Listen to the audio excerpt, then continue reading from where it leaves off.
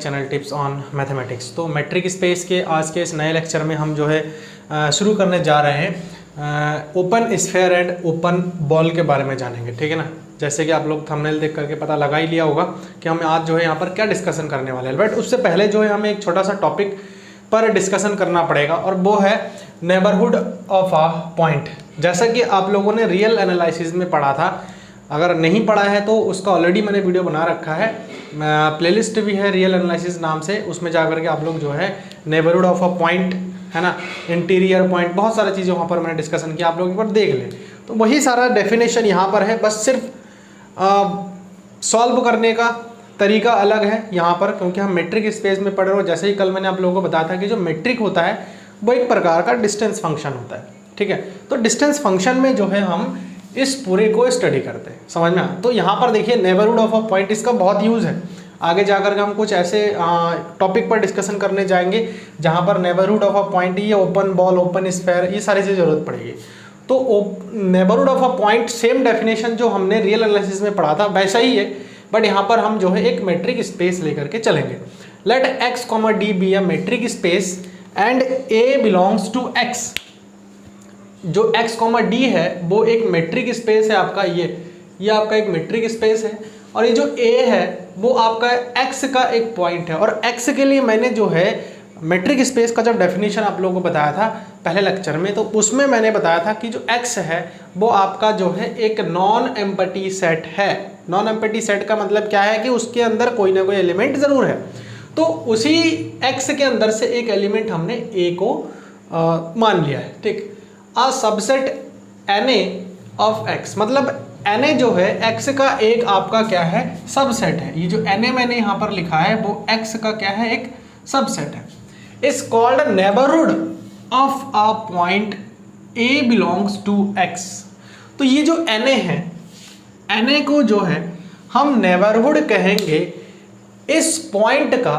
कौन से पॉइंट का? ये जो a पॉइंट हमने x में से लिया है, इस पॉइंट का नेबरहुड हम इस Na को कहेंगे कब? जब यदि इफ a माइनस डेल्टा और a प्लस डेल्टा जो है बिलोंग करे उस पर्टिकुलर एक सबसेट में, मतलब जिस सबसेट को हम लेकर के सॉल्व आउट कर रहे थे। अब यहाँ पर बोला क्या गया है उसको थोड़ा सा हम देखते हैं, ठीक है। देखिए यहाँ पर ये चीज बोला गया है कि अगर जो है, मैं यहाँ पर रियल लाइन को लेकर के थोड़ा समझाने की कोशिश करता हूँ, जो कि रियल एनालिसिस में हमने पढ़ा था। एक पॉइंट में अगर ए लेता हूँ, एक रियल लाइन है, और मैं जो है इस पॉइंट के लेफ्ट और राइट साइड में मान के चलता हूँ कि ये डेल्टा डिस्टेंस लेफ्ट है और डेल्टा डिस्टेंस राइट है।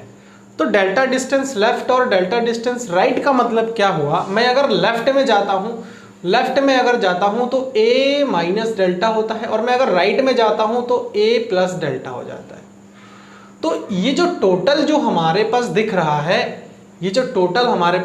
है, ये हम मान के चल सकते हैं कि ये जो है Na है। ये जो हमने एक सेट बना लिया है, ये टोटली हमारा क्या है, Na है। अब हम ये कहना चाह रहे हैं कि इस a के डेल्टा डिस्टेंस लेफ्ट में और डेल्टा डिस्टेंस राइट में जितने भी पॉइंट्स होंगे या फिर जितने भी मेंबर्स होंगे वो सारे के सारे इस Na में एग्जिस्ट कर जाएं। अब बात आती है कि हम जो है मेट्रिक स्पेस में पढ़ रही, तो हमने रियल एनालिसिस वाला डेफिनेशन यहाँ पर हमने बता दिया, ठीक। लेकिन बात आती है कि हम मेट्रिक स्पेस में पढ़ रहे हैं, तो यहाँ पर देखिए हम जैसे रियल लाइन को कंसीडर कर रहे हैं, ऐसा हम रियल लाइन को कंसीडर करके नहीं चलेंगे। हम यहाँ पर सीधा सीधा ये मान के चलेंगे कि ये जो है एक x है हमारा, और इसमें हमारे पास कुछ पॉइंट्स हैं, जैसे 2 हो गया, 3 हो गया, 4 हो गया। अब मैं क्या करूँगा, कोई भी एक पर्टिकुलर पॉइंट ले लूँगा इस x में से, कोई भी एक पर्टिकुलर पॉइंट ले लूँगा, और उसके जो है लेफ्ट साइड और राइट साइड में मैं जो है एक ओपन इंटरवल ड्रॉ करके ये कहूँगा कि जो है इस ओपन इंटरवल को मैं मान के चलता हूँ कि इसके अंदर जितने भी हमारे पास एलिमेंट है वो हमारा एक, मतलब Na एक सबसेट हो गया, ठीक है।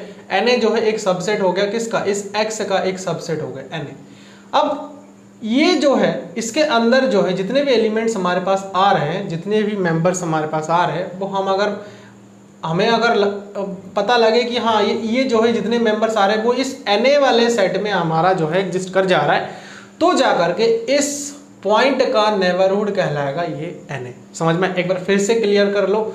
देखो क्या है, मैं ये कह रहा हूँ कि एक सेट हमारे पास है X और इसमें से मैं एक जो है एक सबसेट निकाल ले रहा हूँ X का जो कि Na है।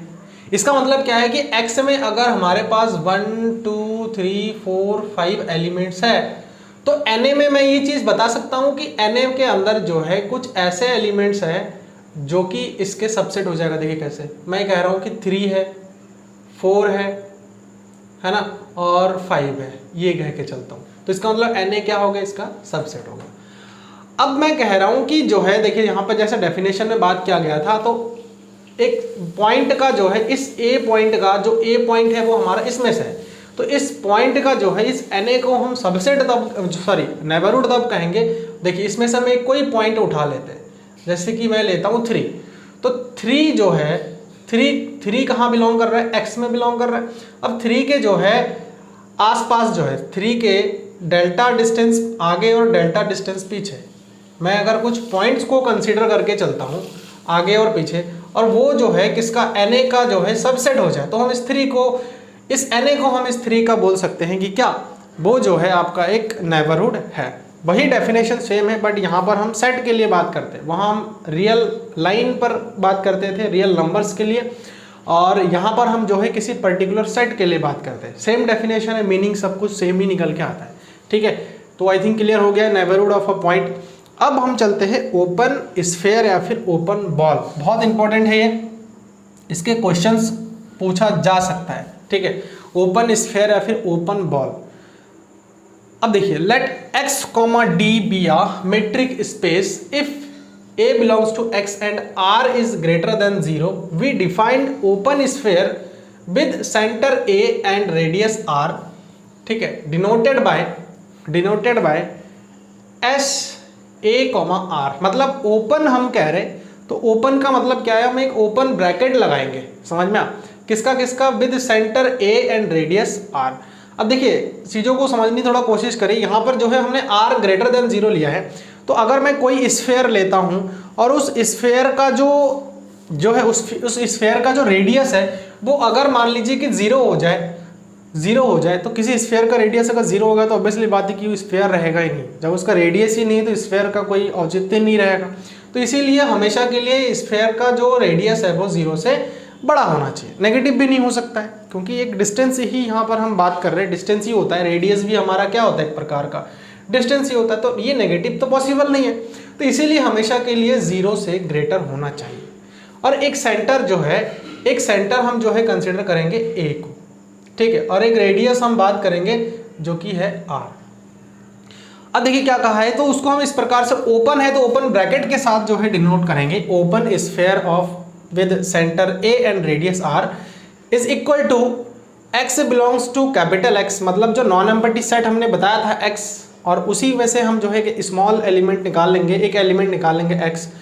तो डिस्टेंस फंक्शन अगर मैं इस X का और इस सेंटर के पॉइंट का, A पॉइंट का अगर मैं डिस्टेंस फंक्शन निकालूं तो वो अगर हमारा R से हमेशा के लिए छोटा आना चाहिए। समझिए इस चीज़ को। यहाँ पे मैं अगर एग्जांपल भी लिया है यहाँ पे, अब आगे एग्जांपल भी डिस्कशन करेंगे। ये कहा है कि अगर मैं X में से एक एलिमेंट निकालता हूँ और जो है उस एलिमेंट का उसके सेंटर के साथ एक डिस्टेंस फंक्शन निकालता हूँ, D क्या है, मेट्रिक है, डिस्टेंस फंक्शन है, तो वो जो है उसके रेडियस से हमारा कैसा आना चाहिए, कम आना चाहिए, मतलब छोटा आना चाहिए डिस्टेंस फंक्शन, यानी कि उस दो पॉइंट का, उस दो एलिमेंट का जो डिस्टेंस है वो उसके रेडियस से कम आना चाहिए। तो ऐसा कब पॉसिबल होगा, देखिए ये रेडियस तो फुल है यहाँ पे, ठीक है, ये रेडियस फुल है, ये सेंटर है, और एक पॉइंट में जो है X में से उठा रहा हूँ। अब मैं कह रहा हूँ कि दोनों पॉइंट का जो डिस्टेंस है वो रेडियस से कम होना चाहिए, X का और A का। तो रेडियस से कम, मैं कहने का मतलब कि जो भी पॉइंट हम उठाएंगे या फिर जो भी हम X में से पॉइंट को उठाएंगे वो पॉइंट कहीं ना कहीं इस सर्कल के अंदर लाई करेगा। और इस सर्कल के अंदर लाई करेगा, तभी इस पॉइंट से इस पॉइंट का डिस्टेंस, इससे इस पॉइंट का डिस्टेंस आप निकालेंगे तो ऑब्वियसली बात है कि उसके रेडियस से कम ही आएगा। ठीक है, अब चलिए इसके एग्जांपल पर डिस्कशन करते हैं तो ज़्यादा समझ में आएगा।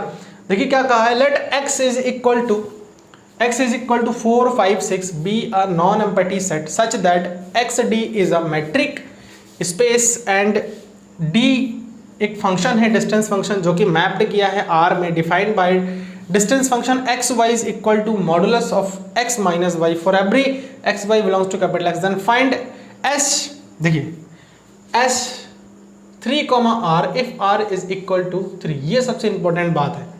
ठीक है, डिफाइन किया गया था कि अगर जो है किसी भी सेंटर A और रेडियस R का ओपन स्फेयर अगर हमें निकालना है तो इस प्रकार से डिफाइन किया गया था। तो ये चीज, ये जो है सेंटर 3 है और R रेडियस R, ठीक, तो इसका हमें जो है ओपन स्फेयर हमें फाइंड आउट करना है। कैसे पता लग रहा है, ओपन ब्रैकेट लगा हुआ है इसीलिए हम कह रहे हैं कि ओपन स्फेयर। तो देखिए सिंस सबसे पहले तो हम जो है जो डिफाइन किया गया था क्या, S अगर A, R होता है तो वो जो है x belongs to capital X such that distance function of x, A जो है आपका R से छोटा आना चाहिए। अब चलिए बात करते हैं, S क्या निकालना था, 3, R, तो 3, R अगर हम निकालेंगे तो कैसे आ जाएगा, देखिए x अब यहाँ पर जो है हमें देखना है कि ये जो x है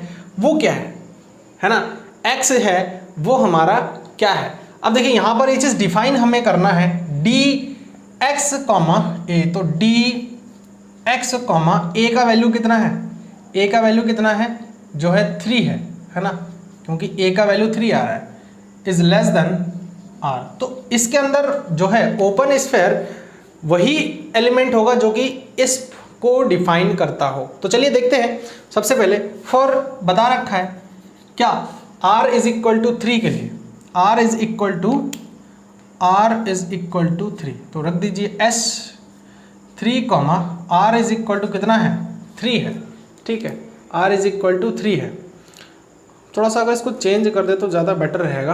एक काम करते हैं, 0 आ जाएगा आई थिंक, इसको हम चेंज कर देते, यहाँ ना हम 4 ले लेते तो सही रहेगा ज़्यादा। ठीक है, यहाँ हम 4 लेते, 4 से काम करते, और फिर यहाँ पर भी हम क्या कर देते हैं, इसको 4 कर देते हैं। ठीक है, थोड़ा सा बस यहाँ पे चेंज करना है आपको, 4 कर देते हैं। अब देखिए यहाँ पर क्या आ जाएगा, S 4, 3, क्योंकि R हमने 3 ले लिया है, तो 4, 3 का मतलब क्या है, क्या क्या आ जाएगा, देखिए डिस्टेंस फंक्शन ऑफ x का वैल्यू क्या आया है।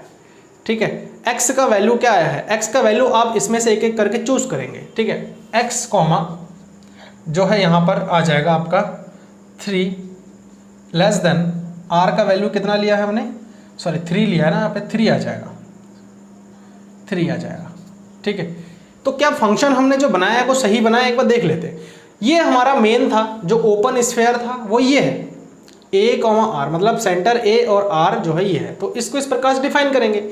अब यहाँ पर जो है S 4, r लिया है, a का वैल्यू कितना हो गया, 4 हो गया। क्यों, कहाँ से पता लगा, यहाँ से। 4, r के लिए जब हम डिफाइन करेंगे तो x, सॉरी यहाँ से थोड़ा सा और सही से लिख लीजिए तो ज़्यादा बेटर रहेगा। फॉर एवरी x, देखिए x belongs to capital X such that d x a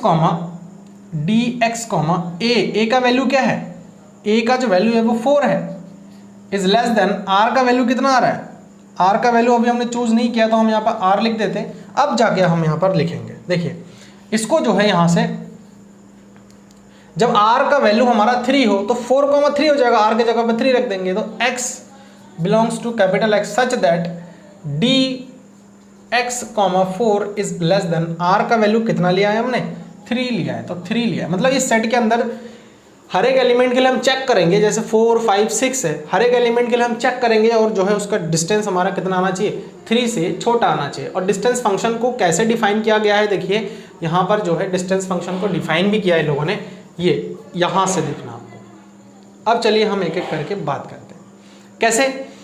हम सबसे पहले यहाँ पर लिखेंगे फॉर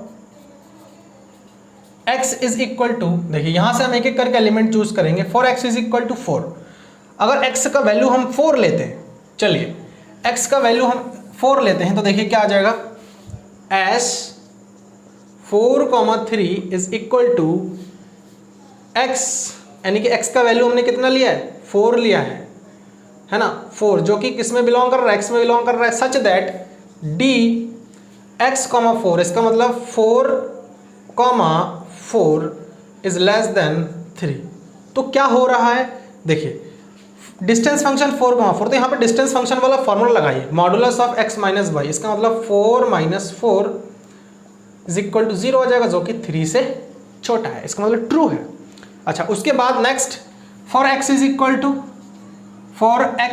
इक्वल टू दूसरा x से चूज कर लेते हैं हम, कहाँ से, 5 ले लेते हैं, तो for x is equal to 5, तो s ओपन स्फेयर 4,3, मतलब 4 इसका सेंटर है और रेडियस इसका 3 है, कितना आ जाएगा, देखिए यहाँ से हम करेंगे सॉल्व, d x के जगह पर आपको कितना रखना है, 5 रखना है ना, और यहाँ पर देखिए x के जगह पर आपको रखना है 5, और जो a है, सॉरी यहाँ पर तो ये फिक्स है, r के प्लेस पर जो है ये कितना रहेगा, 3 रहेगा।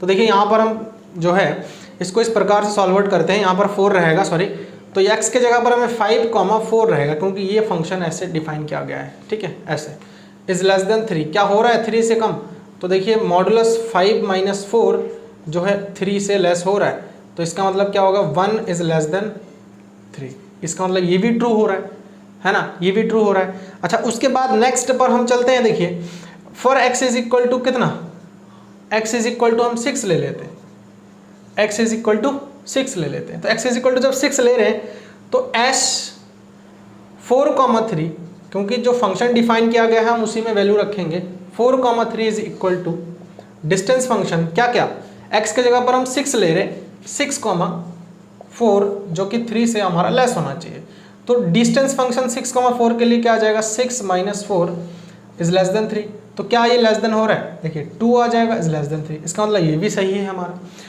अब देखिए यहाँ पर इन्होंने यही चीज़ बताया था कि इसके अंदर वो सेट आएगा जो कि उसके x और a से, a का अगर हम डिस्टेंस फंक्शन निकालें तो r से छोटा हो जाएगा, तो जो क्या क्या ऐसा कौन कौन सा एलिमेंट लिया है हमने जिसके लिए ये चीज़ फुलफिल हुआ है।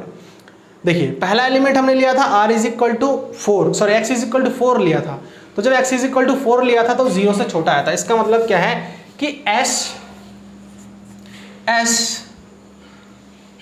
4,3 के अंदर क्या क्या एलिमेंट आ जाएगा, 4,3 के अंदर देखिए एलिमेंट हमारे क्या क्या आ जाएंगे। सबसे पहले हमने जब 4 लिया था तो 4 के लिए ये चीज़ आया था, इसका मतलब 0 आया था, है ना, 4 के लिए, सॉरी यहाँ पर 4 जब लिया था तो सही आया था, ठीक है।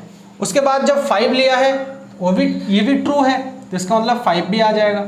अच्छा, उसके बाद जो है जब 6 के लिए लिया है तो भी ट्रू आया है, इसका मतलब 6 भी इसमें आ जाएगा। तो ये जो है हमारा ओपन स्फेयर हो गया, किसका किसका, ओपन स्फेयर हो गया 4 और 3 का ओपन स्फेयर, ये 4, 5, 6, ठीक है।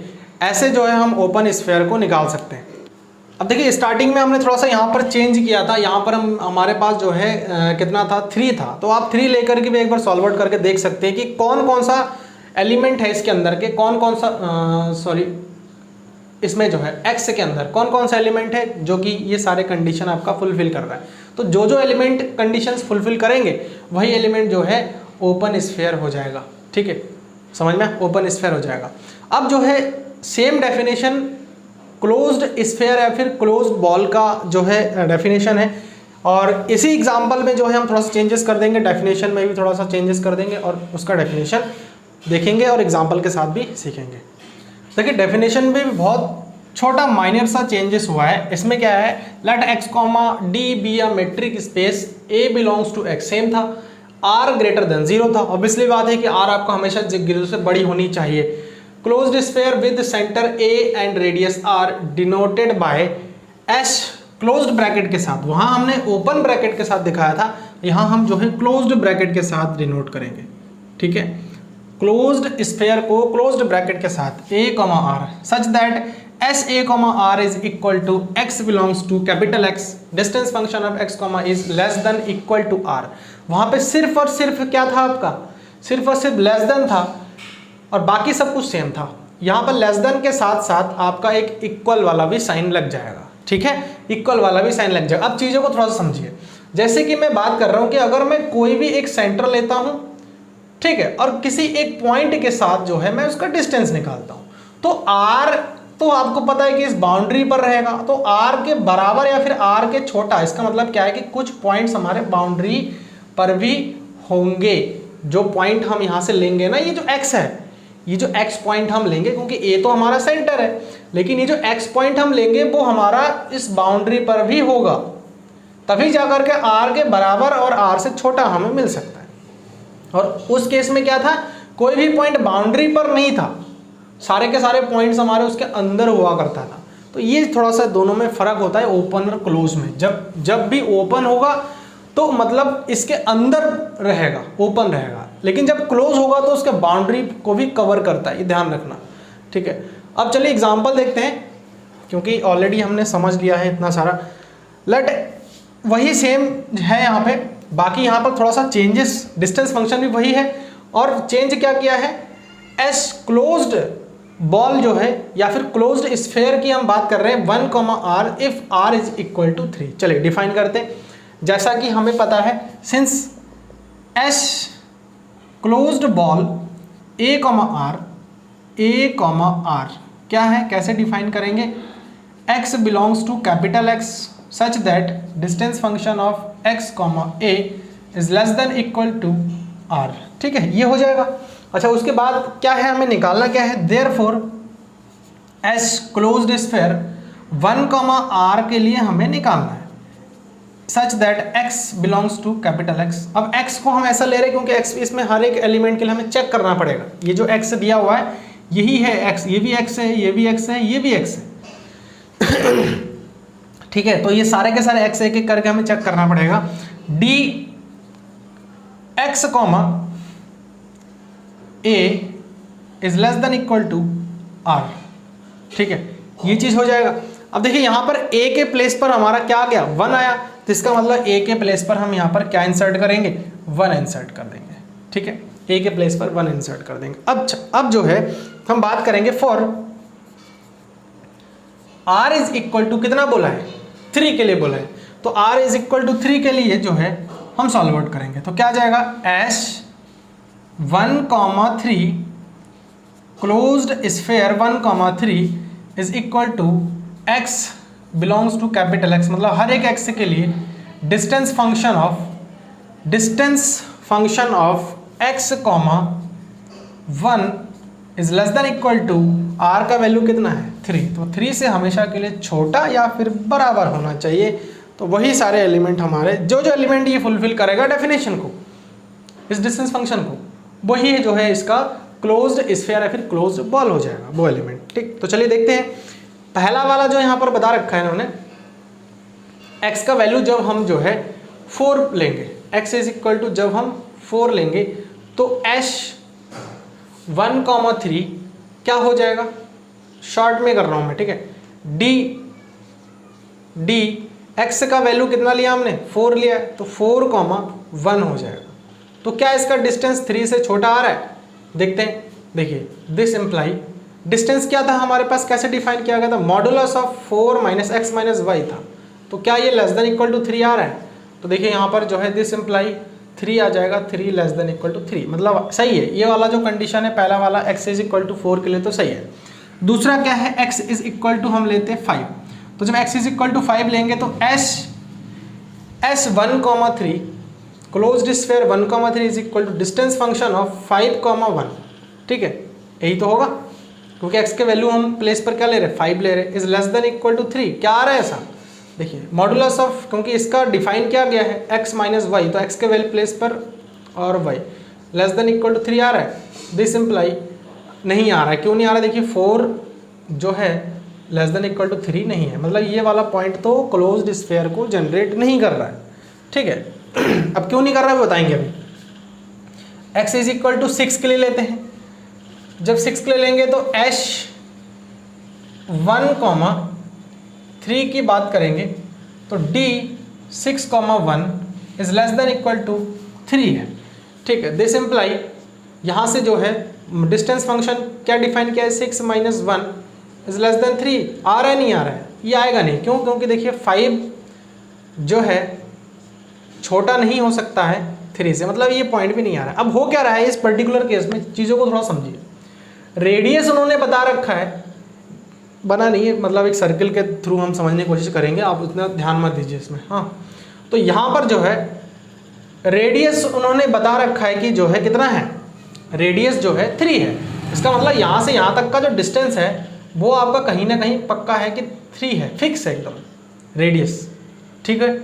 और ए जो है सेंटर जो है वो कहीं ना कहीं वो पॉइंट आपका जो है 1 है, जो सेंटर है वो आपका कहीं ना कहीं 1 है। अब सेंटर और इसके अंदर के कोई पॉइंट लेंगे। देखिए सबसे पहले तो हम 4 की बात कर रहे हैं, तो यहाँ तक देखिए, यहाँ तक तो 3 है, 4 अगर लेंगे तो कहीं ना कहीं बाहर चला जा रहा है, बाहर चला जा रहा है। तो मैंने ये बताया था कि अगर आपका जो है, सॉरी यहाँ पर थोड़ा सा मिस्टेक हो रहा है, 5 पॉइंट की अगर मैं बात करूँ तो 5 देखिए बाहर चला जा रहा है, 3 से सीधा सीधा बाहर चला जा रहा है। तो यहाँ पर जो है, यहाँ से जो है देखिए ये चीज़ आ रहा है, क्योंकि 5 जो है आपका क्लोज्ड स्फीयर को जनरेट नहीं करेगा। अच्छा अब बात करते हैं 4 की। 4 जो है हमारा, उसमें जो है हमने जब 4 में से 1 को सब्ट्रैक्ट किया है तो 3 के इक्वल आ गया है।